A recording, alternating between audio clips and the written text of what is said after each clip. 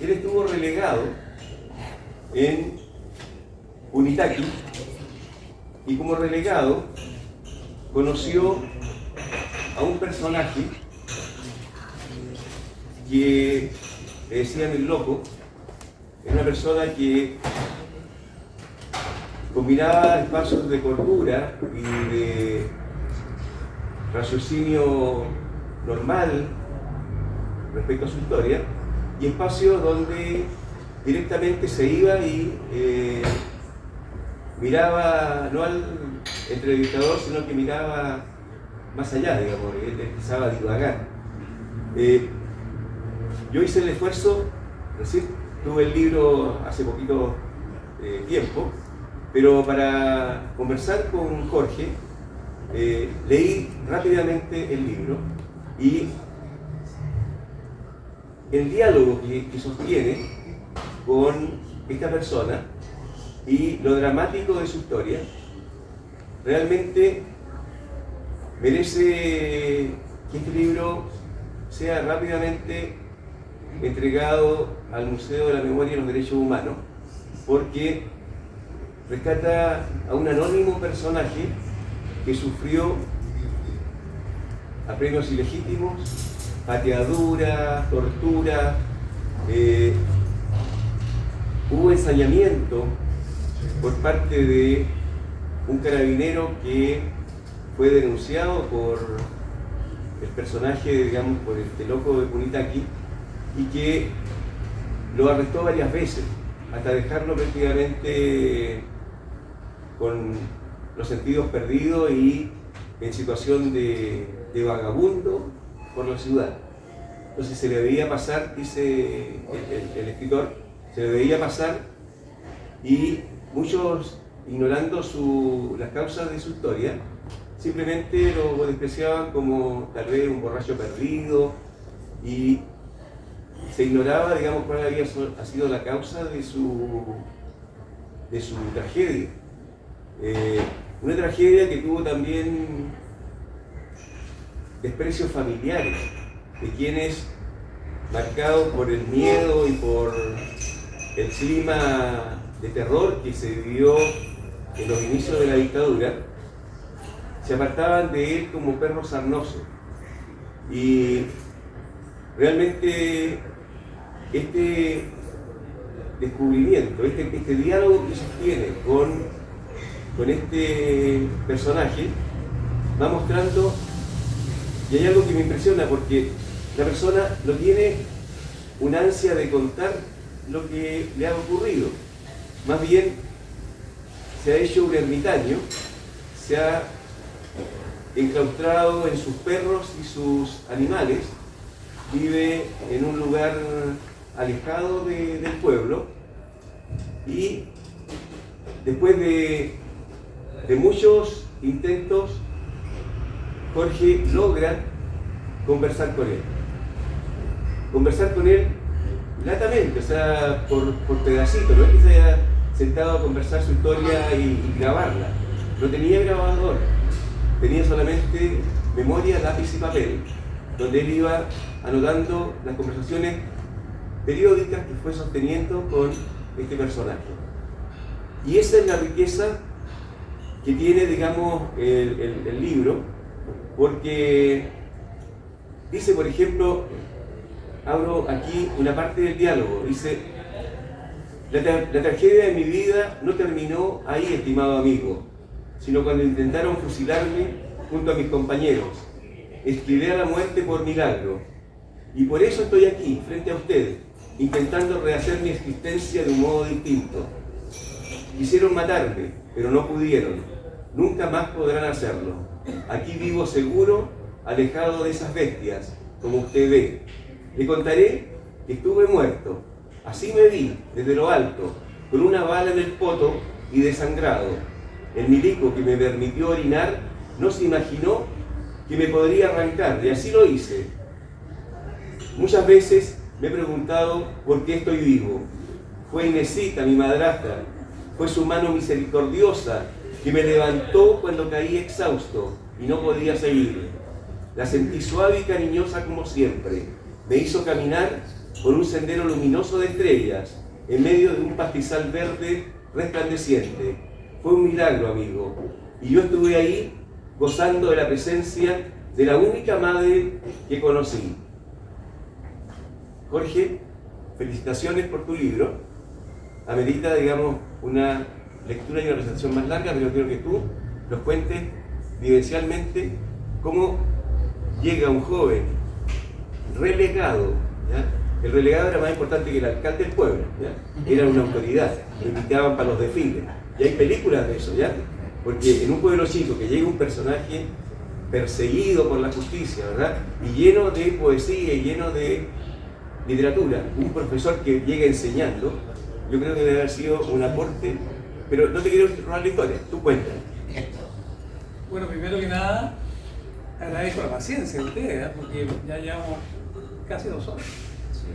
Así que si tienen un poco más paciencia de escuchar un poquitito este relato, bueno, se lo agradeceríamos. En primer lugar, a lo que han dicho otros autores. Si perdemos la memoria, estamos fritos. No hay nada que hacer. Y ojalá que la memoria sea contada no solamente por nosotros que estamos más viejos, sino por los jóvenes. Porque de esa forma aseguramos que la memoria tenga una perspectiva en el tiempo. Así que ojalá siempre tengamos la posibilidad de que los muchachos puedan ingresar, digamos, a esta dinámica y puedan, por sobre todas las cosas, contar su vivencia, porque los cabos tienen su propia vivencia. Hay un mundo completo, digamos, que es muy parecido al que nosotros aquí hay, que ellos tienen que contar y tal vez no lo han contado. ¿Me decían que me ponga el micrófono? Y tengo la voz baja. Ahí sí. ¿Aló?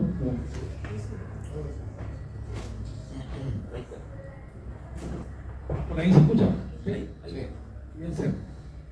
Bueno, ojalá, porque los jóvenes se puedan integrar en estas dinámicas y podamos entonces tener auditorios que sean mucho más coloridos entre todos nosotros, porque de esa forma aseguramos que esa memoria se vaya reproduciendo en el tiempo. Esta historia que yo cuento, la historia del loco de Punitaqui, es una historia que tiene gran parte de verdad, yo diría la mayor parte de verdad, pero también tiene fantasía. La fantasía de los locos como nosotros, que solemos escribir, digamos, y poner en nuestra propia concepto, cuando estimamos que estas historias se deben conocerse. ¿Qué?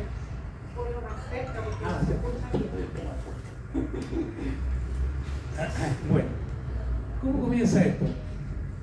Voy a dejar, mi señora está acá, voy a dejarla a ella un día cualquiera al colegio con mi hijo, a la Florida. Y al retornar con mi auto, digamos, al trabajo donde yo estaba, que era Los Espejos, yo estoy llevando a Santiago, al retornar al colegio nos encontramos con 2 vehículos, 2 furgones que nos estaban esperando a mitad de cuadra, y uno se pone por delante, otro por detrás, nos obligan a parar y nos meten a un furgón en calidad de detenido, ¿cierto? Con venda en los ojos, camino incierto luego de esa detención. Acto seguido llegamos a un lugar que era más o menos 1 hora de camino de donde estábamos. Nunca supimos en ese entonces dónde nos llevaron.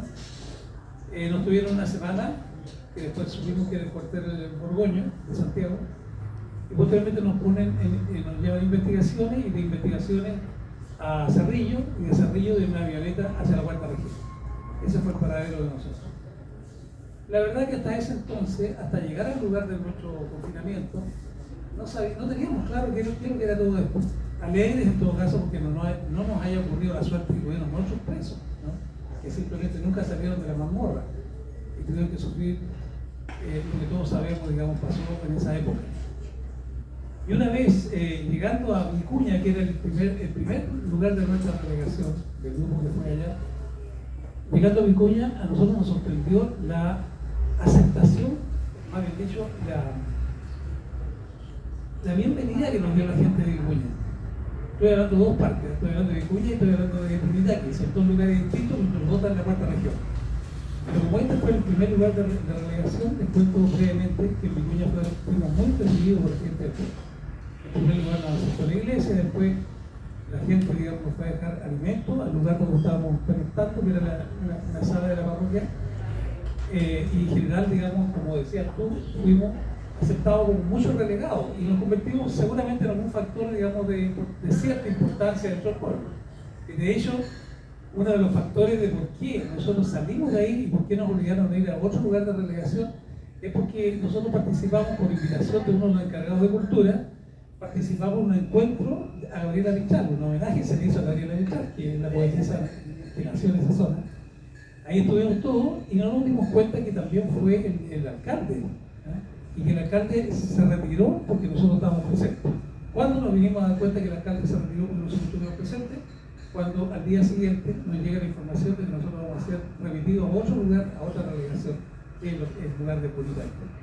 Y ahí nos dan cuenta de que el alcalde había pedido al intendente expresamente que nos tirara a otro lado porque nosotros estábamos sobrepasados lo que era el rol, digamos, un relegado en una ciudad.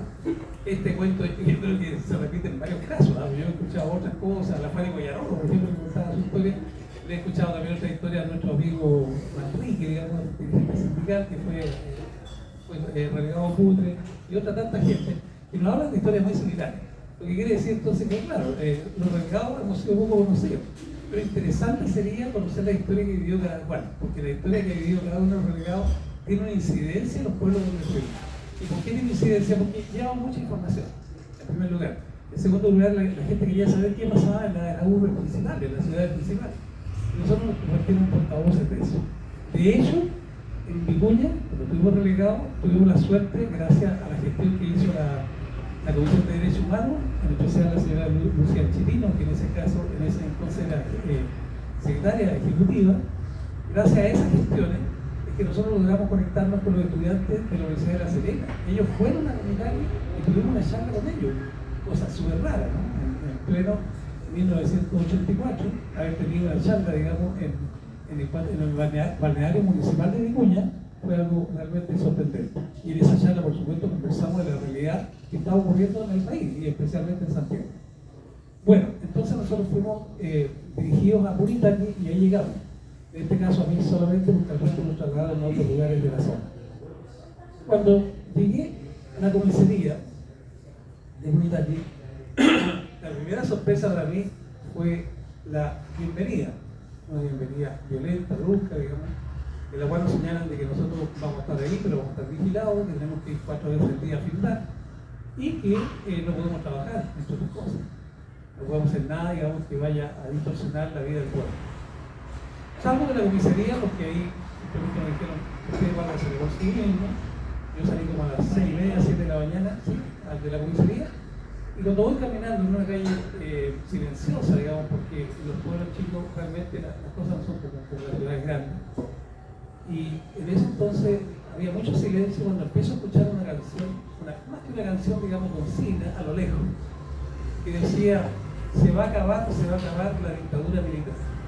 Se va a acabar la dictadura militar. Una voz metálica de fondo, digamos, escuchada por mí, más o menos a 2 o 3 cuadras. Realmente un espectáculo. Para mí fue algo espectáculo, o sea, algo extraordinario, ¿no? Porque iba en calidad de relegado, me habían hecho todas estas recomendaciones, me esperaba encontrar con un pueblo absolutamente, digamos, dominado en todo sentido desde el punto de vista de la represión, y me encuentro con esto, es un personaje cantando o gritando esta consigna.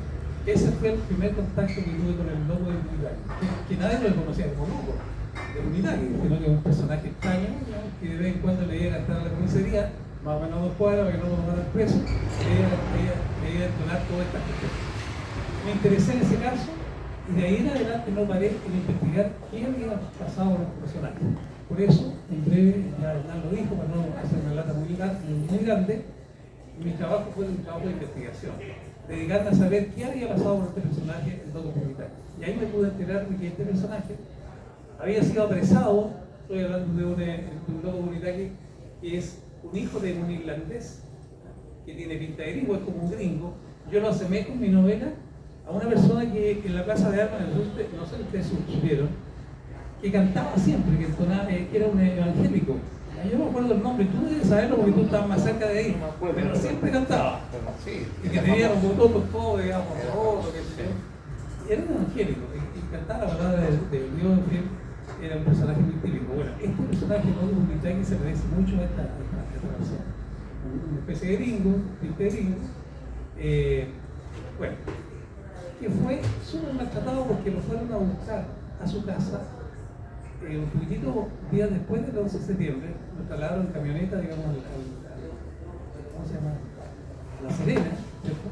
Al regimiento de La Serena, y este personaje nunca supo por qué era llegado. O sea, fue totalmente extraño porque primero estaba metido en política, era un personaje que no tenía vinculación con ningún partido, solamente con su sindicato, que trabajaba, digamos, en labores de labranza, en labores de limpieza, digamos, de las canaletas que había en el Puritaqui. Por tanto, su relación con el mundo social era una relación absolutamente lejana. Nunca supo por qué lo llevaron hasta que no llegó al lugar de detención, donde lo trataron como trataban todos los presos políticos de esa época. Bueno, en resumen, digamos, este personaje pasó por todas las que pasaron las personas que tuvieron el sacrificio, digamos, de haber estado en la cultura, etcétera. Por ahí pasó este personaje y finalmente, digamos, fue confinado a un pelotón de funcionamiento justo en el periodo en que hace su visita Arellano Sala, con la famosa caravana de la muerte, al norte. Coincidió justo con el periodo, sea o no el mismo grupo que murió en esa época fusilado, que fueron 15 personas, de una u otra forma él tiene que haber tenido vínculo con este grupo, ¿no? Porque ahí se dieron cosas que todavía en realidad no se han contado en la cuarta región de lo que ahí sucedió. Los que están más cerca de eso saben que lo que pasó efectivamente.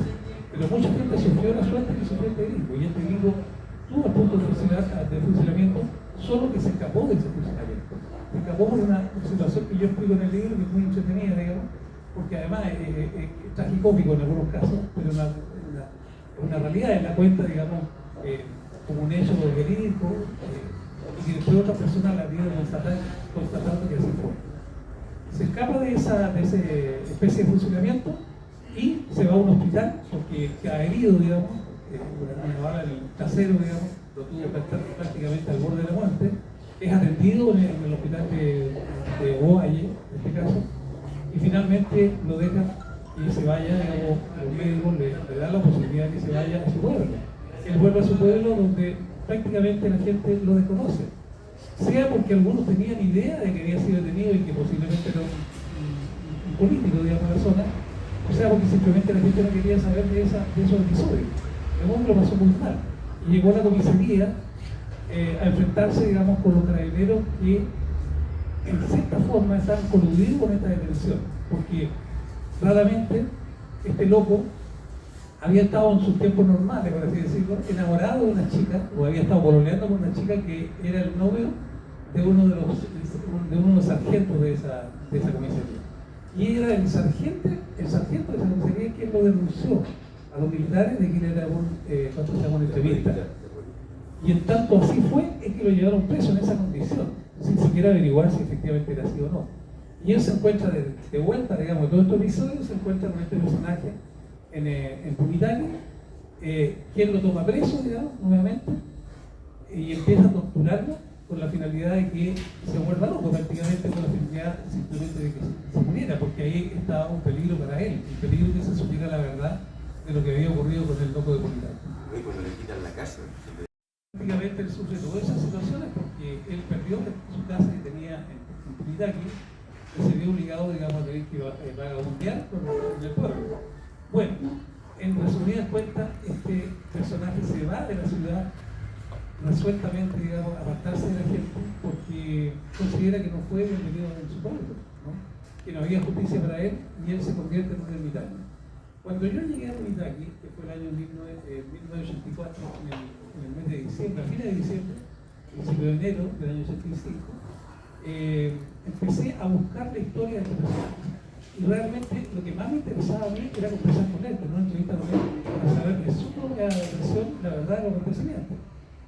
Pero no tuve suerte. Entonces prácticamente yo me había pensado que era inútil seguir haciéndolo, ¿no? Y me dediqué con mi familia, digamos, a hacer cosas diferentes.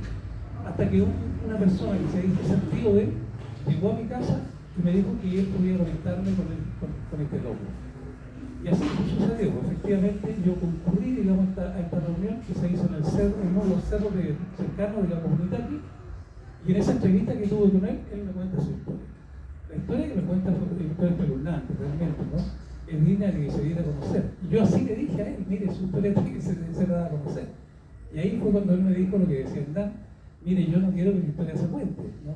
Yo estoy aquí contento con la vida que tengo, no quiero nada con la gente. Yo solamente quiero vivir tranquilo con mis perros, con la naturaleza que me rodea, porque aquí nadie me presiona, estoy digno. Bueno, yo comprendí esa situación y por esa razón no di a conocer esta historia inmediatamente. Yo esta historia la vine a dar a conocer el año pasado. O sea, esto es de septiembre del año pasado, ¿no? Y esto ocurrió, la relegación mía fue el año 84. Y a él lo tuvieron detenido en el año 1973.